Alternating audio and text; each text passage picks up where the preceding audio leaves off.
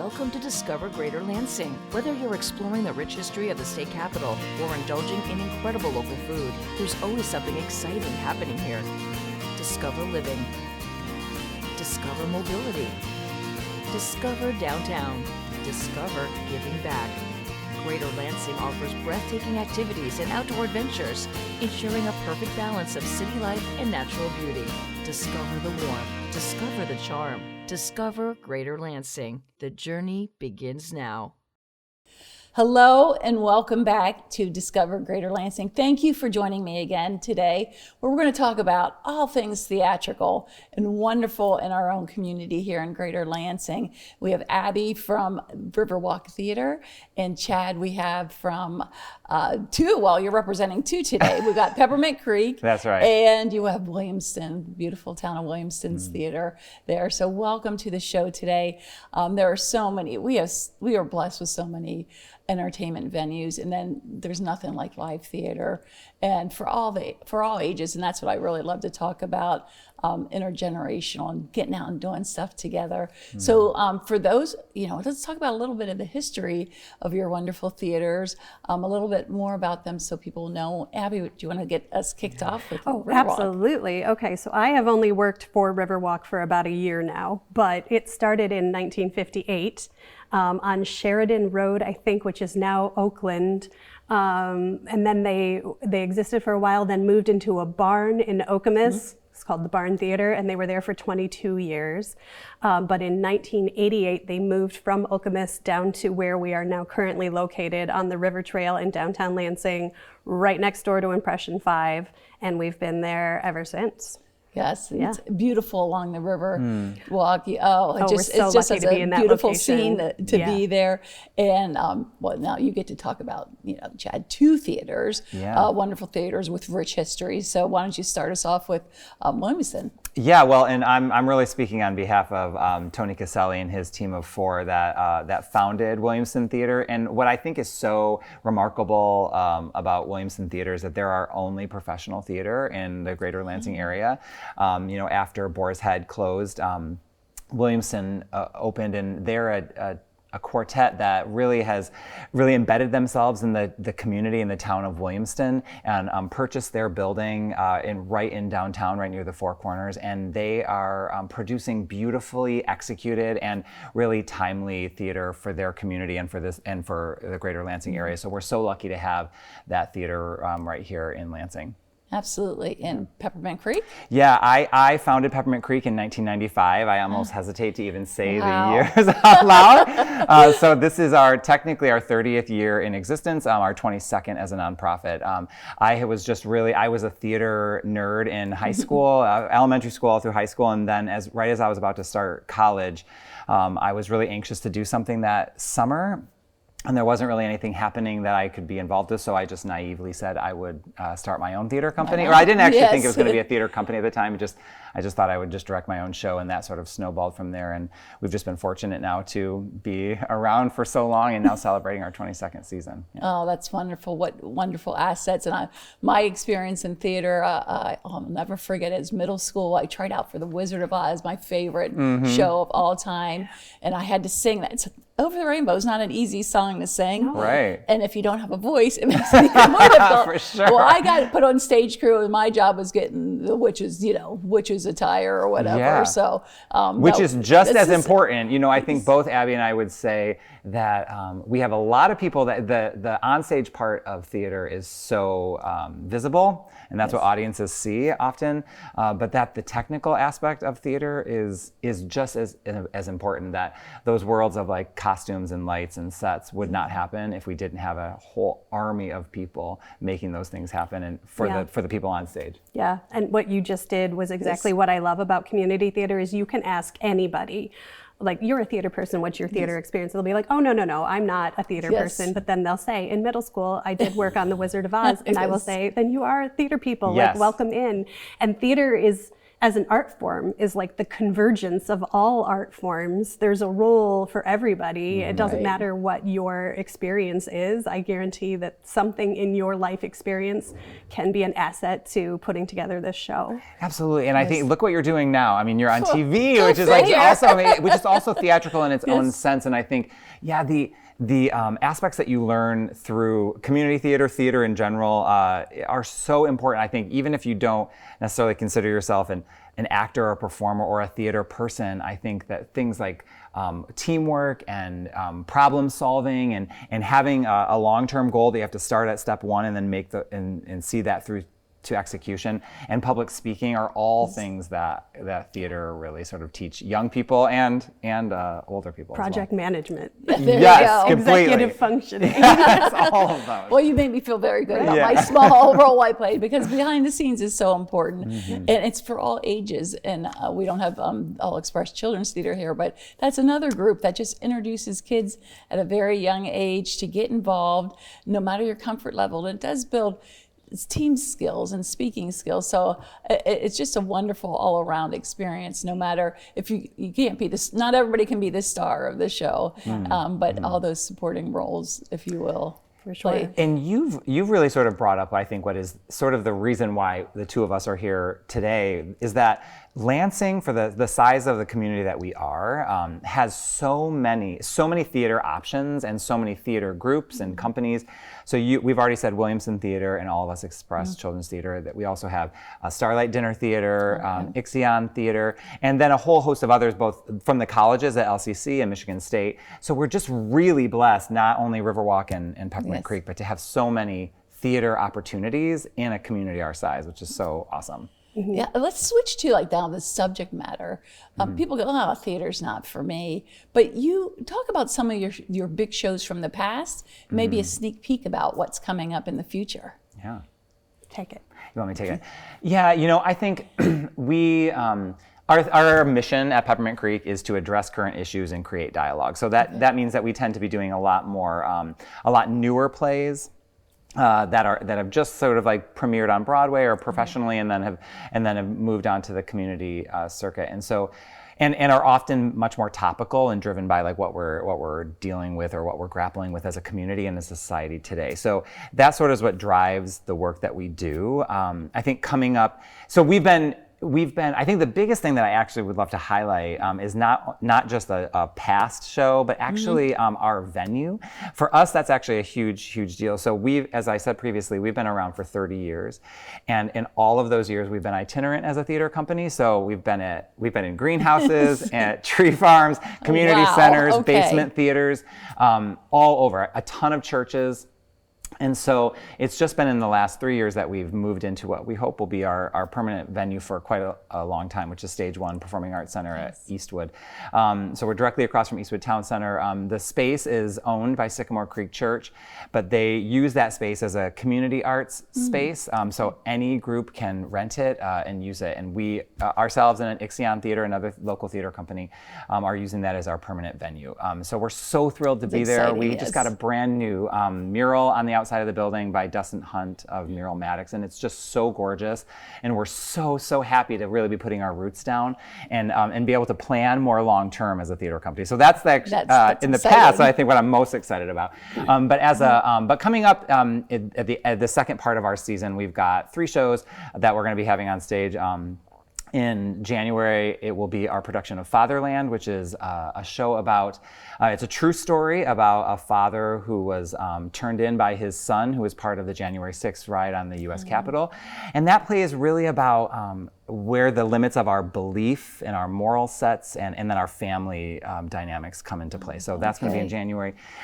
In March, we have the play that Fairview by Jackie Sibley's Drury, which won the Pulitzer Prize in 2019, which starts as really as a regular family family comedy, really about a Black family who's celebrating a birthday, and then really quickly descends and starts to blur the lines between the audience and the people on stage and who Who is Watching Who. So it's a really interesting play in March. And then our final show this season is Eureka Day by Jonathan Spector, which takes place, it's sort of a satire, which takes place in California at a private elementary school that sort of has a measles outbreak, and there's sort of a discussion and a lot of maybe I guess would say arguments about vaccines and who's right. So that's what we've got for the rest of this season. So you steer away from anything controversial. Nothing. Yeah. We have some issues going on that we're talking about, but the hope is that it's really about dialogue and people talking.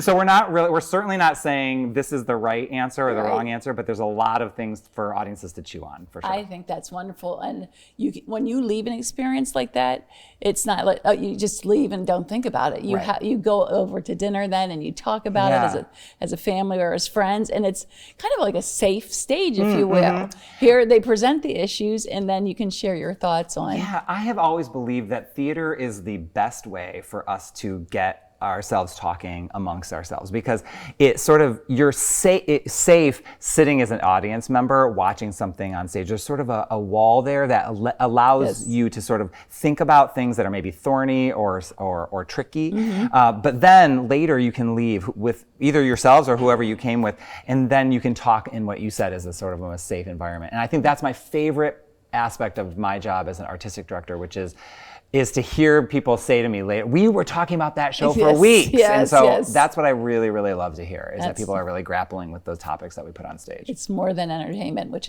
that's great. Yeah. And Abby, so Riverwalk, what great shows from the past, or kind of like the genres that you cover, and maybe a sneak peek ahead too. Yeah, so what makes Riverwalk unique, apart from Peppermint Creek and some other traditional theater models, is like Chad is the artistic director. He helps direct the choices of the shows that are presented. Ultimately, the decision lies with you as artistic director, right? With Riverwalk Theater and their community spirit, that whole process is in the hands of our volunteers. So in just a couple of weeks, actually, so right around October, early November, we release our submission process. Anyone from the community can put in a submission to say, I want to direct this show next year. And then there's a season selection committee, and that's all volunteer too, run by our board of directors. And then that is how they decide what shows we're going to present each year. I think Riverwalk, I'd say they have a history of doing more of what you would think of as the classics, but there's also a mix of upcoming this spring, we're doing a show called The Shark is Broken, about the making of the movie Jaws, which is very hilarious and strange. But we're also going to do Jesus Christ Superstar in late February, early March. We're going to close our season with Seussical, which is our big family show for the year. But we also do Little Women, and what did we do last season? I don't know, but we've done, Oliver Twist, and things that are sort of just like in the zeitgeist of community theater, right? But we also pull in smaller, more unique shows. We also do our own cabaret performances. So it's whatever the community proposes to us, and then that's in that way, the works that Chad picks sort of reflects the times that we're in, and I think that the Riverwalk model also helps reflect what the stories that the community wants to tell versus the conversations that we're currently having, right? So there's a bit of escapism in all of it. Yeah, wonderful. And I always say, what makes Greater Lansing so great are the people. And so the talent that's performing on your theater stages, that's mostly local talent, or are you bringing talent in from far and wide? Yeah, all local. I think that when you think about a show like Jesus Christ Superstar, that requires superstar performers, and it could be really daunting to schedule a show like that and hope that you get a pool of actors that can make that sing. And that's something I think that every theater in our community is doing, is finding the people that are right to tell these stories. And then we hear that all the time, that I can't believe that this person lives locally. And that actually maybe is also, aside from what I said previously as an artistic director, but to meet these people that are scientists by day, and then also just this rock star singer at night, or or they're a teacher and then they also are amazing at sewing costumes. I think that has like been the biggest gift of running a theater, is to know, as you said, the really huge talent pool that we have here in Greater Lansing. It is incredible. I belong to the Lansing Rotary, and we're a musical Rotary. We always have live music, and the talent that's coming from the high schools, from the colleges, from just, like you said, it could be your neighbor next door who's, regular person, a regular guy, and he's gets on a stage and they come to life, and it's just amazing. And it reminds us we're multidimensional, right? We're not just this one thing, and people can file us away. And that's I think the beauty of theater as well, is that all that comes to a person, and we get to see that, enjoy it, and experience it. And in our couple minutes we have left together, I want to say, from your perspective, has theater changed over time, or is it a tried and true? What have you seen evolved in your professional careers as far as theater? I would say the technical aspects of it, certainly, although there's something to the sustainability model of theater, right? Especially at Riverwalk, we're lucky enough to have our own space with a whole prop loft and a furniture warehouse and, lights and sounds. I know Peppermint Creek has their warehouse spaces too, and then we share resources with each other and with anybody who, from Detroit to Grand Rapids to Mount Pleasant, come to Riverwalk to grab resources, and we're happy to share them. So that's great, and it's nice to see what you can make out of what already exists. It's also really nice to create something new and put that on stage. So I think, and like with all things, the more it changes, the more it stays the same. I think theater will always be around because of the shared experience of people coming to fill their bucket in that way, from a spiritual perspective maybe, and being able to tell those stories and the sense of community that you get out of it. It's really not, community theater is so much not about the final product as it is about the process of building it. I love that, Abby. Chad, just got a few seconds here left. Yeah, I think that what has remained the same is that we're always really looking to bring a young audience back into the theater. I think to teach them about all the things that we talked about at the beginning, about the skills you learn, and then how you build community by being part of a live production. Awesome. Thank you so much for sharing just a sneak peek. Get out to the theater. Chad, Abby, thank you and your teams for all you do to make our lives fuller and better for it. I appreciate you. Thanks for having us. Yeah. Julie Thomas Mahayer, CEO at Child and Family Charities, and every year we do so much to bring joy to children during the holiday season. So with me today I have Dave Sheets, otherwise known as Discount Dave, who is our Hope for the Holidays sponsor. So Dave, tell us, why did you sponsor this year? You brought me to this place to help do what I do, but I'm going to open with something else if that's okay. I'll make it quick here. If you want to save, you got to see Discount Dave. I mean, folks, you remember me, 50 years in business here, what you did for me to build my business here in the city of Lansing. It was beautiful. I have friends that remain within my life after all those years in business. But Julie brought me to one of her functions at Child and Family. It opened my eyes to a world that I had never seen before. Struggling people, children without food, children without a mom and dad. It was just disgusting what happened to my life. It brought my soul. She took over. That's why I'm here. I want to help and so on. I mean, folks, join me, please. $10, $5, $20, $100, whatever you can do to help these children with no Christmas. Put a gift under their tree for this year. Please step up and help us. Thank you for listening to me. Thank you, Dave, and it's awesome to see you on camera again. And we just want our viewers to know that if they are interested in helping, please visit our website at childandfamily.org. And of course, you can learn about us on all of our Facebook channels. And I would even say they can come visit you over at your store. I'm sitting there waiting. Thank you. Just to learn a little bit more. So thank you so much, Dave. We really appreciate all the joy that you're going to bring to our families this year. Glad to be here. Thank you so much for inviting me. Hello everyone, my name is Tolulope Adedoku of University of Michigan Health Sparrow. What does the expansion of University of Michigan Health Sparrow and its community hospitals mean for you right where you live? We're sitting down with Linda Reitz, Market President of Community Hospitals, to talk about receiving world-class care close to home. Welcome, Linda. Thank you. Thanks for having me. Thank you for being here. So we're a large organization, level 1 trauma center. So as a leader, how do you continue to keep that community neighborhood feel for our patients? So our community members, as well as our team members, have the best of both worlds. We have access to world-class care through our level 1 trauma center in Lansing, while we're also able to provide regional hospital and primary care in our communities such as Charlotte, St. John's, Ionia, Carson City. So with so many locations, what is the strategic vision, especially with access for care? The strategic vision is truly care close to home in a variety of ways. So research has shown that patients will not travel outside of their rural areas for care, whether it's challenges with transportation or just the fear of going in the big cities.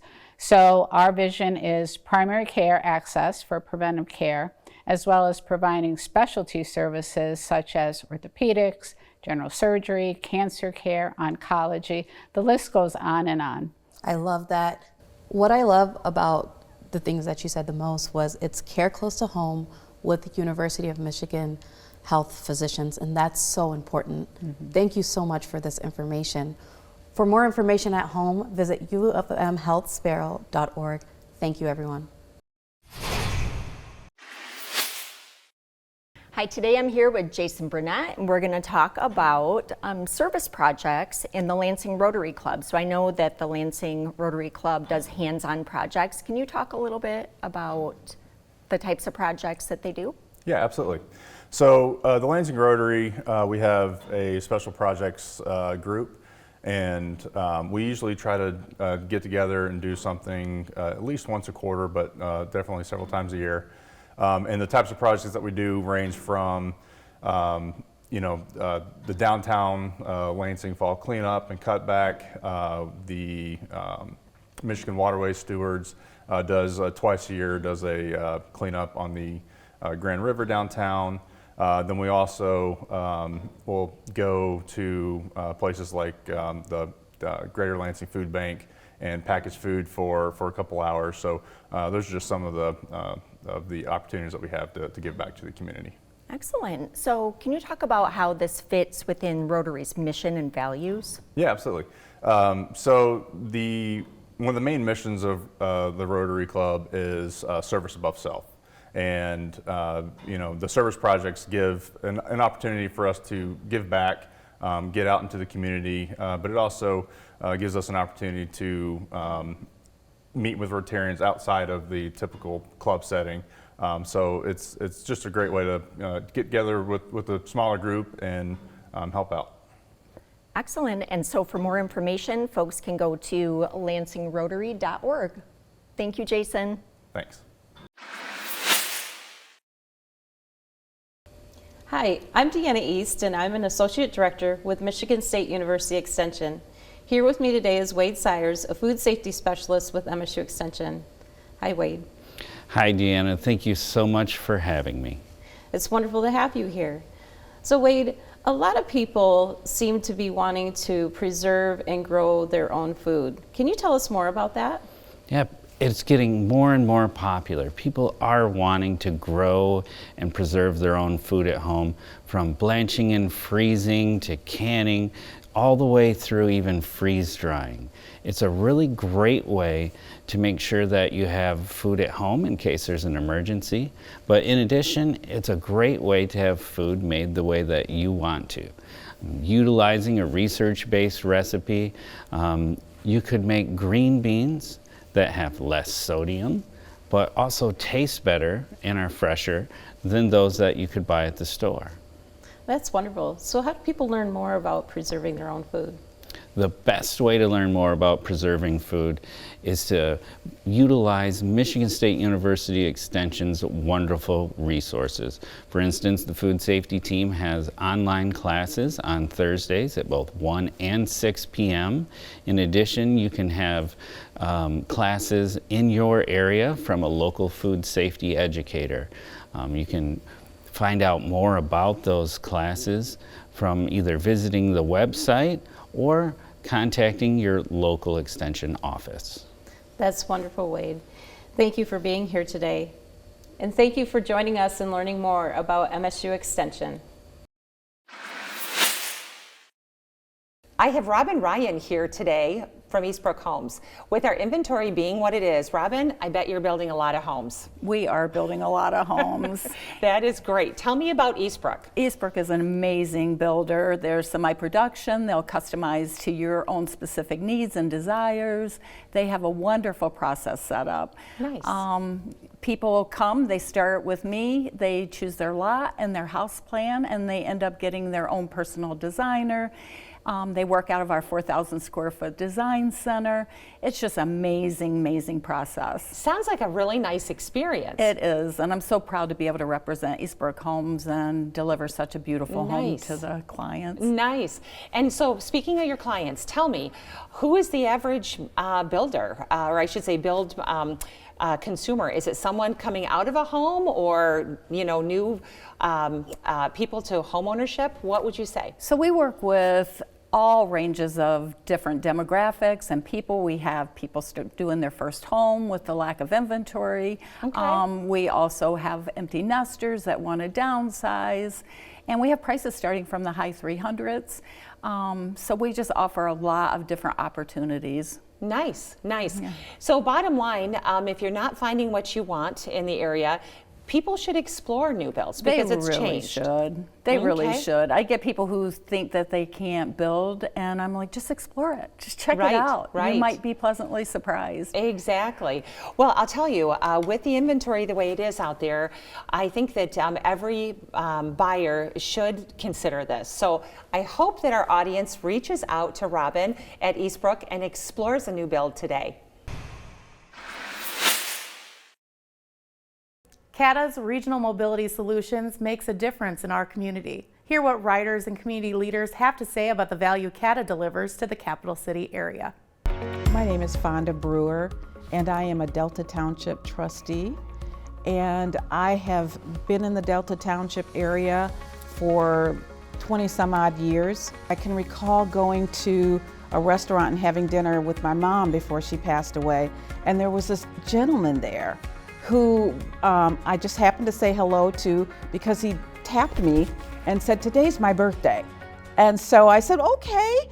And I said, "Great, and how are you spending your day?" And what he shared with me is that he takes 2 CATA buses every day. And he transfers from downtown Lansing out here to Delta Township, and he would come here every day for lunch so that he could get the ice cream. So he inspired me so much and reminded me this is why I serve, because I can meet people like him who could go anywhere and could get there any way he knew how, but he uses CATA. Every single day for over 20 years, he does this daily. I hear from constituents all the time about what CATA is doing, especially like in my area with E-Tran, and how it's partnering and offering expanded services. That's just huge for people here. There are people here that don't have a car. Creating more mobility options for people. That's what it's all about. Because CATA is about family and people and movement, not about lines and borders. Wow, what another great show and another reason to discover Greater Lansing. So many wonderful things happening in our great, great community. From living, working, and playing, we've got it right here in Greater Lansing. Thanks for joining us.